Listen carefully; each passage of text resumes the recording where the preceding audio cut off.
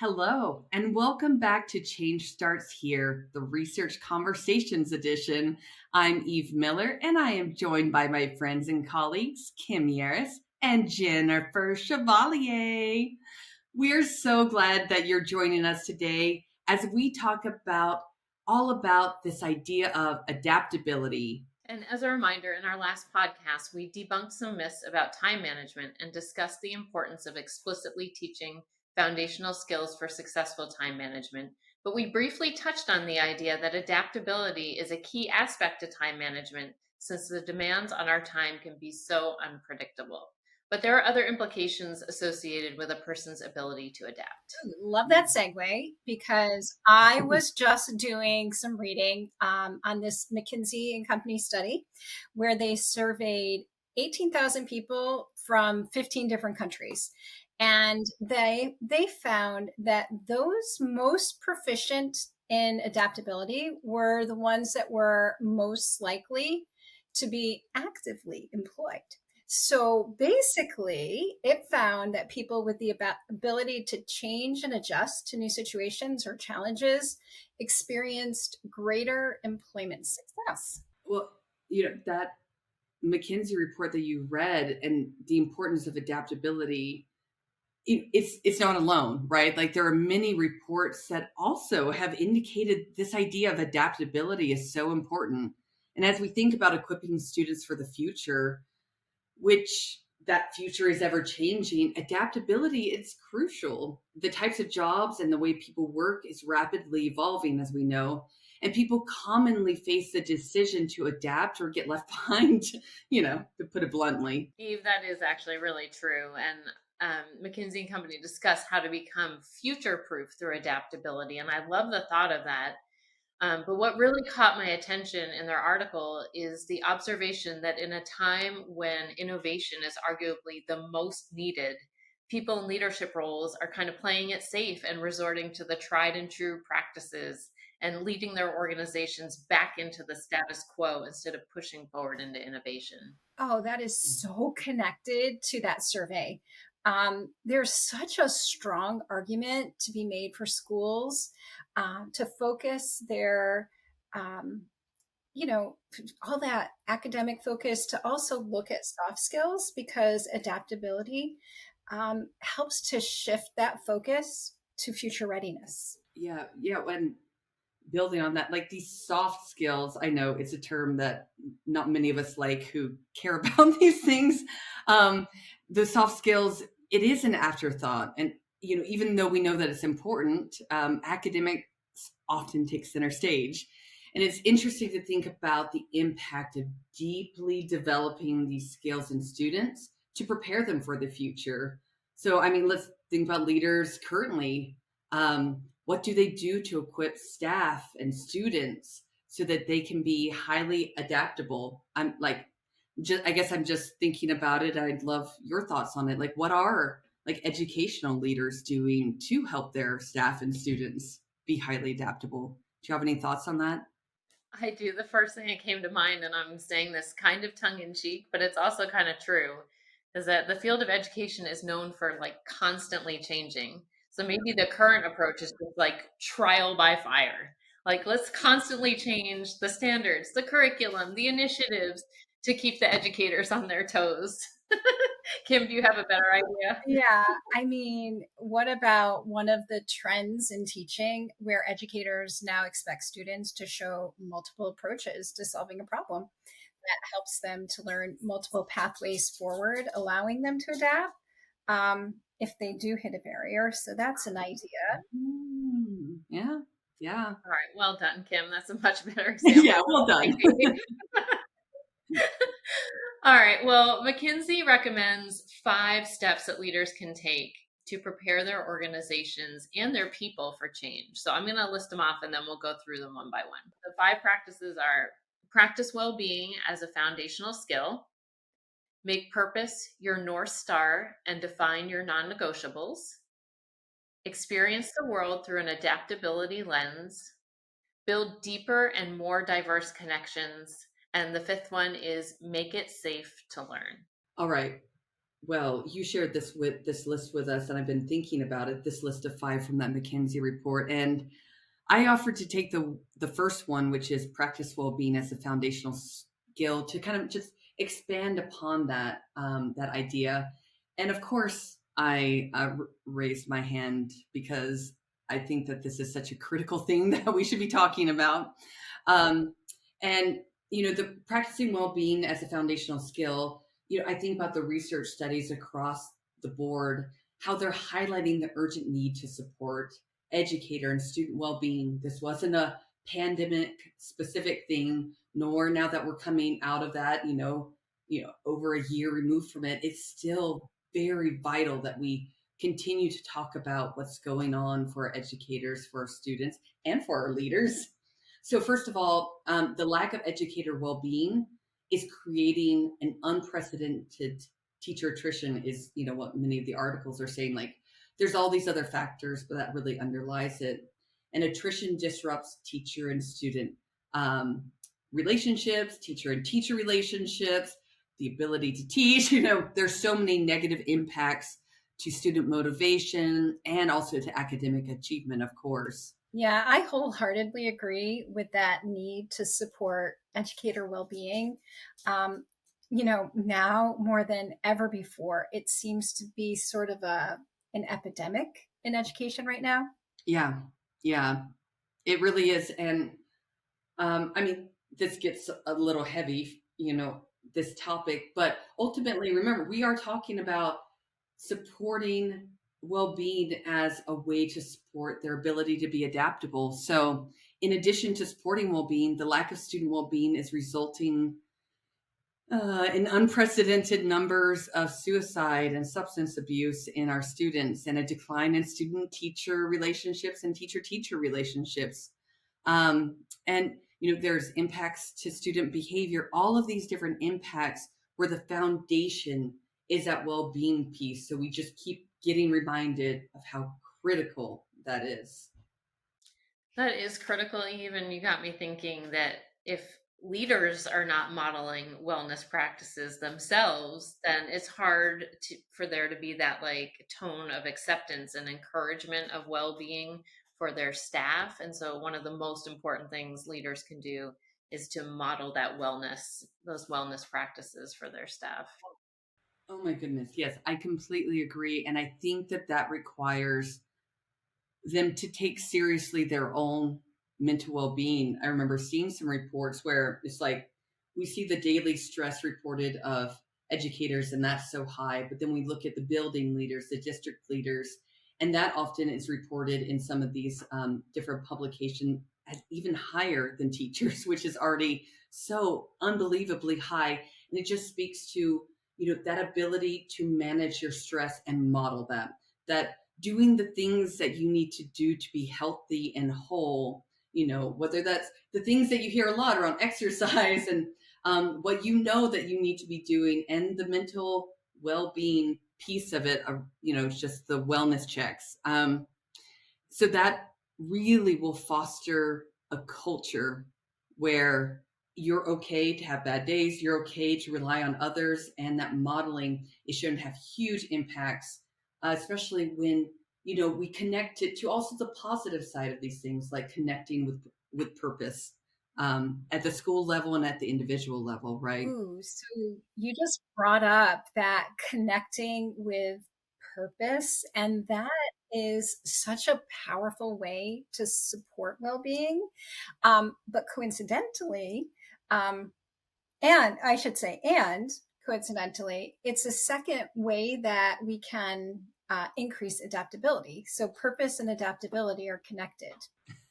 Nice segue, Kim. So the second step that McKinsey recommended is to make purpose your North Star and define negotiables. You want to tell us more about that, Kim? I was kind of getting ahead of myself. I'm so excited to tell you this, but so what we know about purpose is that only 25% of American adults say that they have a clear sense of purpose. Um, and I believe this just from talking with friends and family. In my small circle, I can see that purpose is not something that everybody is kind of like certain about. And the thing that matters about a statistic like this is that having a sense of purpose is linked to improved brain function, including things like memory and cognition. And these things contribute to and promote well being. So we've got this web of interconnected things that ultimately affect adaptability. You said the word brain. I'm like, whoa. What? But I also love that connection you made between executive function and well-being, because I don't think we talk about that enough. And so I think I brought up this idea of sense of purpose. And so I'm going to ask you, Kim, can you speak to like some of the ways that, like that leaders can go about creating a sense of purpose for themselves, for the staff, supporting that? Like, what kind of comes to mind for you in your experiences? So, one strategy that comes to mind is encouraging others to explore their interests. Like, what is it that lights you up inside? Just asking a question like that, and then integrating those interests into both your professional and personal lives. I feel like that's a conversation I'm having with my sons all the time. Like, focus on the things that you like to do. Working is, you're going to work for a very long time. So find the things that light you up and get excited about them.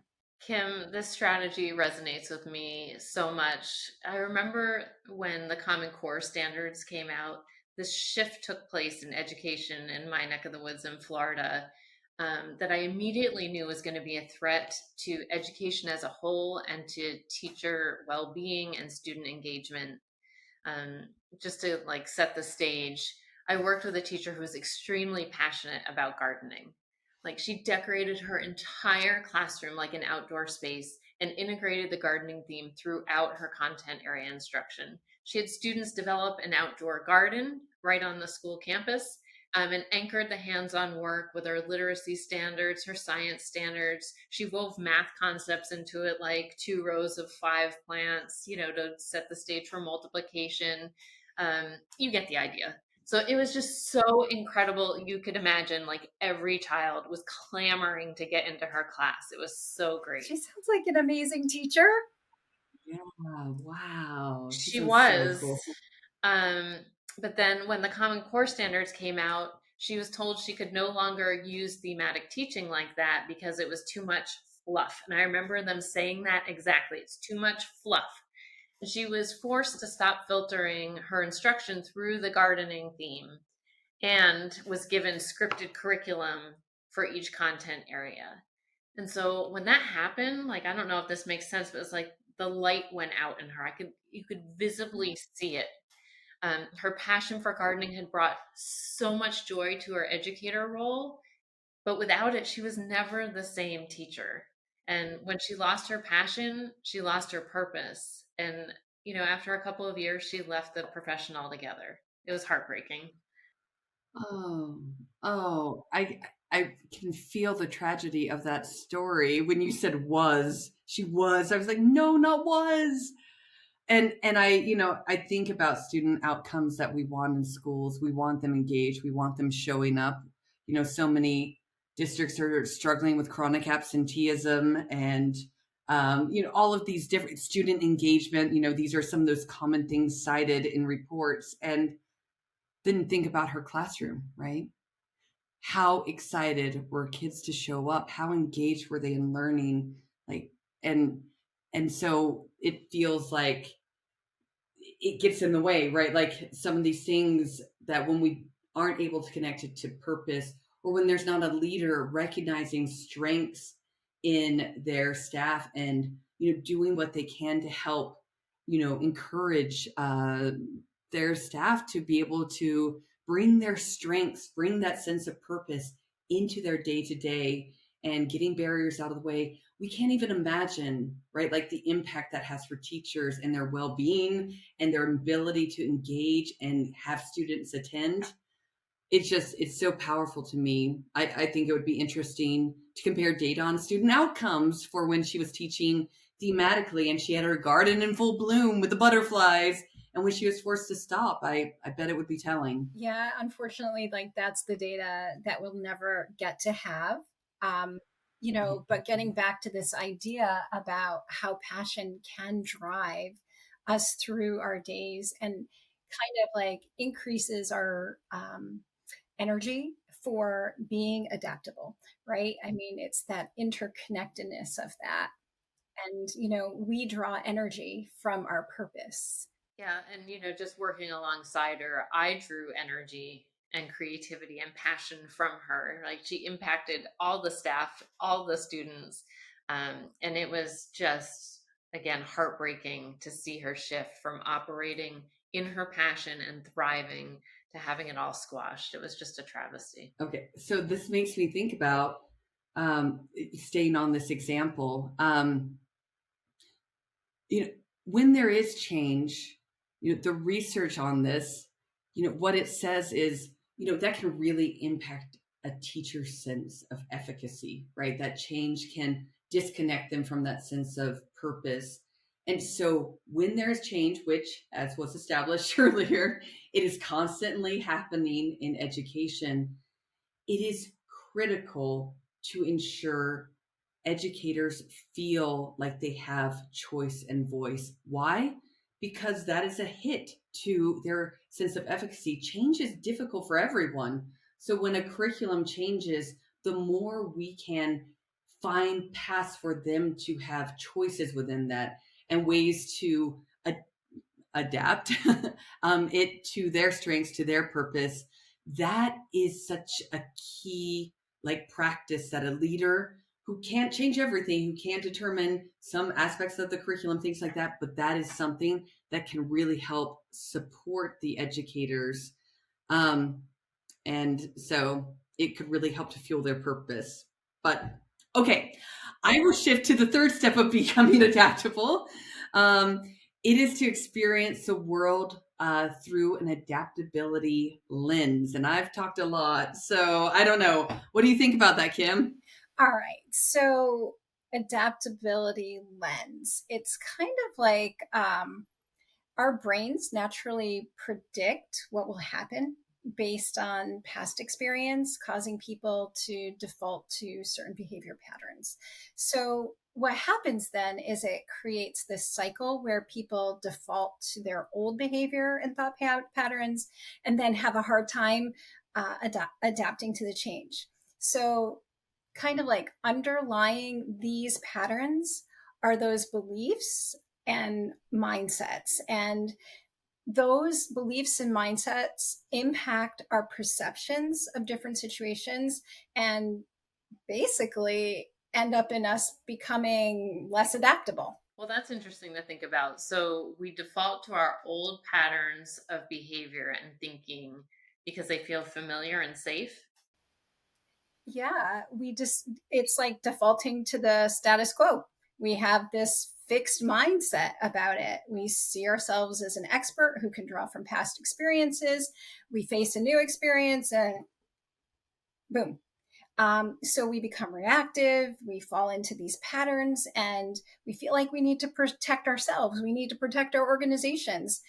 Ultimately, it's like craving certainty, which can lead to scarcity and sometimes even like a victim mentality. I mean, that's really powerful, Kim. And I mean, I think we can all think of leaders who, despite their best efforts, who have operated from the status quo paradigm. I'm sure we can all relate to it, right? And in hindsight, I can see how it held the organizations that I worked for at the time, how it held them back, or how it held back a group, right? Like that status quo really can be sticky in the past. Yeah, I've seen that happen too. So when change is looming, what are we saying leaders could do differently to promote growth and adaptability? Yeah, well, I mean, just jumping in here, some of the approaches to promote adaptability, because it is difficult, and we know, like brain scan, the imaging, it showed like it's like connected to like some of these areas that register like pain, right? Like these feelings of discomfort and pain, and just getting more comfortable with that feeling. And to do that, we can bring a more curious disposition. As simple as that might sound, when we are feeling the discomfort of it, we often will have that status quo, like you talked about, and we can just kind of really lock in. And so, curiosity, that idea of asking questions, exploring and discovering new pathways, that has been found to be really important for the people who are able to make it through change and those who stay in more of that status quo thinking. And so that out of the box thinking, it really helps everyone to see change as an opportunity to innovate instead of as a threat, like change can often feel. Well, you guys have shared some great ideas for how leaders can grow adaptability in their organizations. The fourth step cited in the article is for leaders to deepen and broaden connections among their people. Stronger interpersonal relationships provide a network of support and collaboration in the face of change, making the people in the organization more adaptable. So, what can leaders do then to facilitate this? I think they just need to create like space for interpersonal connection within the organization and even beyond. Like sometimes the ideas that leaders need when facing change come from those within the organization. So there have to be high trust relationships in place so that people can allow themselves to feel vulnerable, right? When change Mm. makes everything uncertain, people have that sense of vulnerability. So we must invest time in relationship building before a challenge arises. You can't do it when everyone's feeling threatened by a change.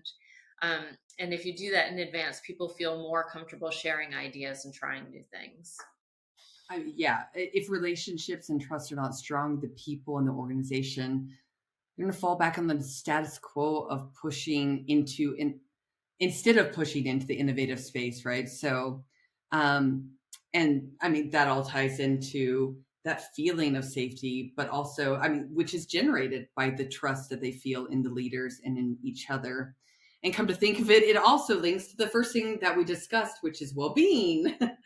If trust and relationships are strong, the well-being of the people in the organization, we know this, right? Like it's naturally going to be higher. That's a huge factor in well-being, especially in these educational settings. Yeah, so building relationships beyond the organization, I think that brings a lot of powerful opportunities. For example, when leaders encourage teachers to collaborate, even within the district, across the state, sometimes even globally, the team develops a larger set of ideas and approaches.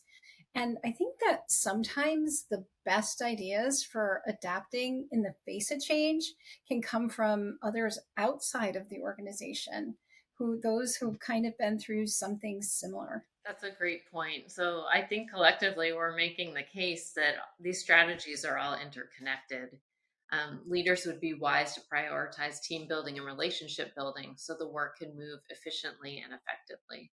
So, as I think about strong relationships being so important to adaptability, it makes me think that about safety in learning and what leaders can do to make it safe. I feel like you kind of were touching on that, Eve, before. So, one of the things that I think about that can make it safe is our approach when we approach failure, right?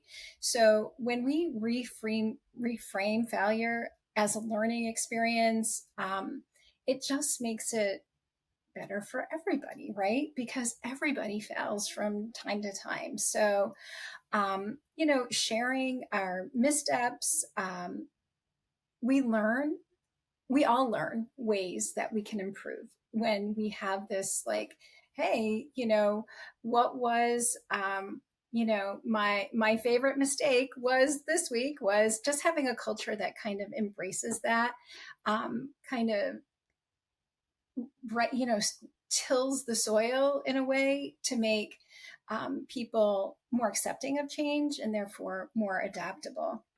Mm. Yeah.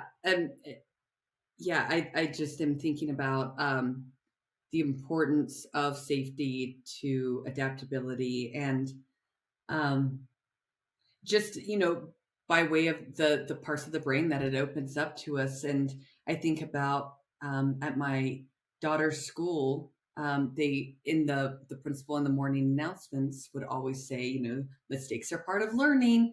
So it was like it was broadcast throughout the elementary school every single day. And so sometimes she would even roll her eyes and, oh, I know, mom, mistakes are part of learning.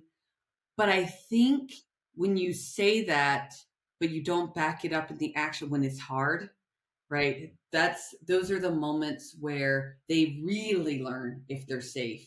So in that staff meeting when someone messed up, in the times when you're talking about another staff member and can you believe how they messed up, like whatever that represents at that moment, or in front of the students, those are the moments where we learn how safe we are. It's not in these, oh, this big mistake happened, it's okay, or just like as a platitude of it's okay.